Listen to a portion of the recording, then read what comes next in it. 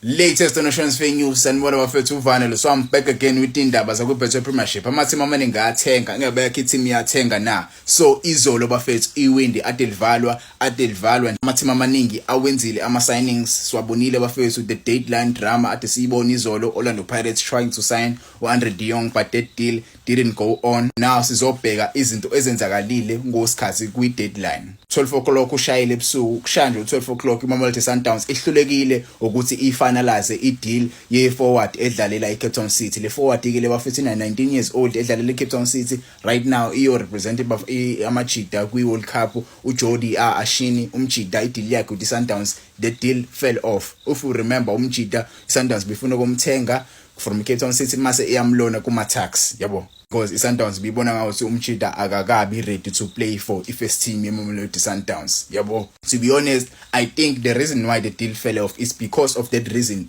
The reason why are you loaning the player to Amatex? Why are you not loaning the player to Isimekhona kuBetho Premiership? Maybe it is one of the reasons why ideal yakhe with iMamelodi Sundowns fell off. Asazi ke bafethu ezinye izindaba lezi eziphumile ngedeadline day.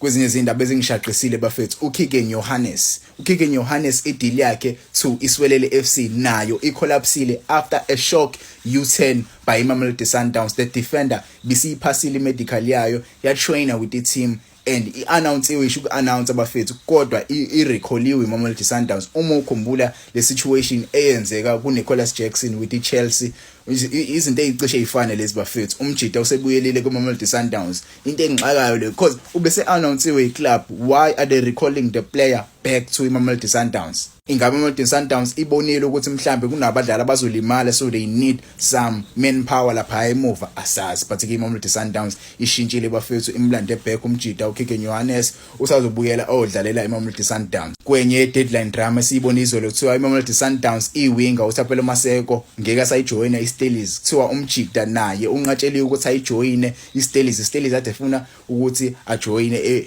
but ke iSundowns ithe cha, asifuni noMaseko. uMaseko noma akhala kanjani ku story sakhe ku Instagram, umjida ngesimdayise, ngesimlone, ngesenze lutho, uzoqhubeka ahlale kuMamelodi Sundowns noma ngangadlala ahlale kuMasters, but uzoqhubeka ahlale kuMamelodi Sundowns.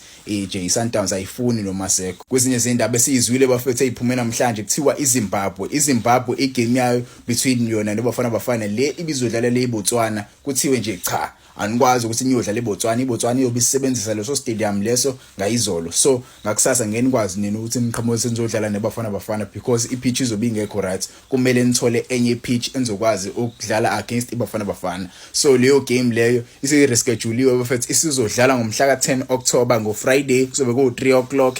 So bayodlala le eMosmabhida. So njengoba beyodlala nje eMosmabhida bafethu, kuzobe kuyigame ebaluleke kakhulu le for iBafana. Uma usubheke nje ama games, uzoqala yona le game le uzodlala ngomhla ka10 October, mase kulandela igame yangomhla ka14 ezodlalelwa le eMbombela Stadium ezobidlala ngo6 PM.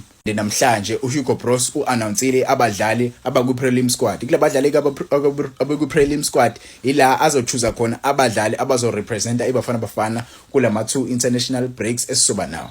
Ronan Williams, Ricardo Goss, Sipho Chain, sababona bafethu o Darren Johnson lapha bakhona, Ronaldo Liena weSkhukhuna United bakhona. There are many players abiziwe futhi la, so kuzokhethwa kulabadlali. It doesn't mean labadlali nje abebhaliwe la ibona abazo represent iBafana, kuzokhethwa kuhlu lwabo. So ngenzeka laba ababiziwe la bangabi khona, yabo. Ngiyambona uMihlali Mayambela, kangijabulisa ukumbona, kangijabulisa futhi ukubona uSithole, emukhumbula kahle kuSithole bafethu walimala ngosikhathi iBafana idlala against iBenin if I'm not mistaken. uSithole ke bafethu ubuyile umjida.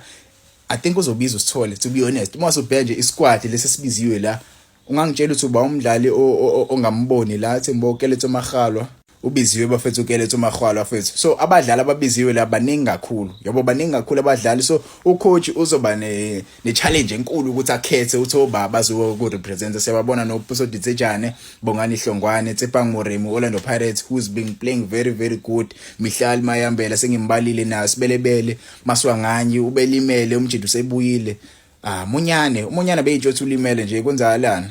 but ke abajida bakhona bafethu ibona babaliwe la. So ngokwakho ngangitshela ama comments iyipi i-collab ongayenza uma wasuthola ithuba, so yibona laba abadlali laba okuzokhethwa kubona kuma prelim. Kwezinye izindaba esizwile bafethu Isiwelele si-announceile ukuthi basayine uHappy Mashiyane noSamkelo Zwane on a season long loan bayojoina Isiwelele FC. Isiwelele sidinga abadlali ngempela, so basayine laba abajida bawu2. I hope bazofike badlale kahle kwisiwelele. Yabo kuyangijabulisa kakhulu ukuzwa indaba ezikanje bafethu. Labajida labo bengayithola game time kuKaizer Chiefs, especially uHappy Mashiyane. Happy Mashiyane after the final eyayikhona against iAl Ahly umjida akabanga the same. So kuyangijabulisa ukuthola indaba ezikanje.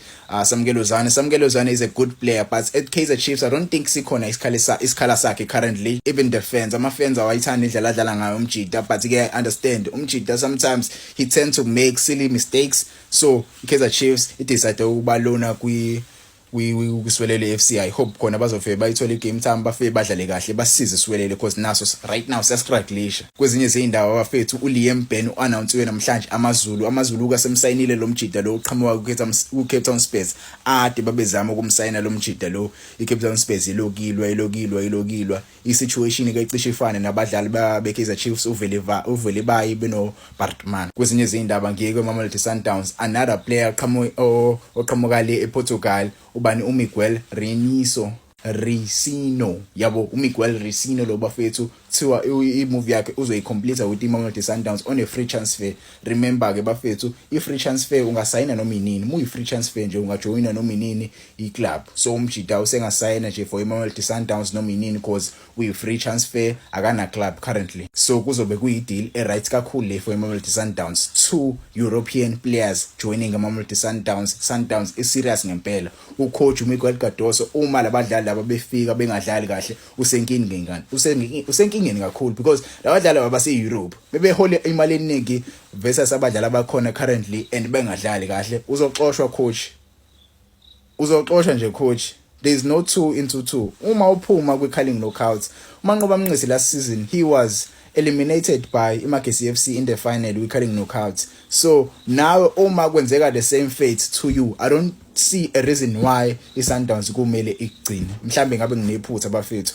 Uma uMiguel Cardoso edliwa kwi-calling knockout, do you think sikhona isidingo sokuthi ahlale oayilo uManqoba Mnisi naye wathola the same fate? Asazi ke bafethu, ngangitshela ama comments how do you feel about uMiguel Cardoso. uTimo Mothapo bafethu usojoin iOrlando Pirates reserve team. Umjida ke bafethu njengoba limbona la ubesayini with iOrlando Pirates. Umjida uzohamba urepresenta abafana abancane bala eSouth Africa eQatar kwiFIFA Under-17 World Cup. Umjida uyadlala ngempela una 17 years old. We'll want to see a lot of young stars joining Orlando Pirates. Indaba ezinhle kakhulu lezi bafethu. Ideal yakho Andre de Jong with Orlando Pirates ayikwazanga ukuthi yenzakala izolo bafethu. Abantu abaningi ade beyilindele but ke the deal didn't go through. Orlando Pirates with the Steelers they didn't meet isivumelano esikahle. Ababanga nesivumelano esikahle, so ideal ayibanga khona. Andre de Jong currently plays for iSteelers.